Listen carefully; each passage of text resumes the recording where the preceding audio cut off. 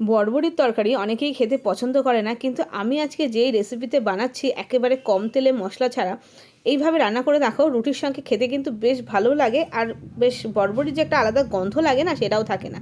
তো প্রথমে বরবটিগুলোকে আমি এরকম কেটে নিয়েছি, তারপরে কড়াইতে দিলাম সর্ষের তেল, 1 চামচ মতন তেল দিয়েছি, একেবারে কম তেল।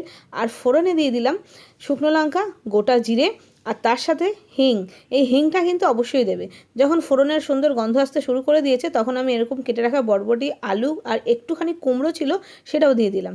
তো কুমড়োটা তোমরা স্কিপও করতে পারো। তারপরে দিয়ে দিলাম নুন আর হলুদ। মশলার মধ্যে এটাই দেবো, আর কোনো মশলা লাগবে না। দিয়ে দিলাম একটা কাঁচা লঙ্কা।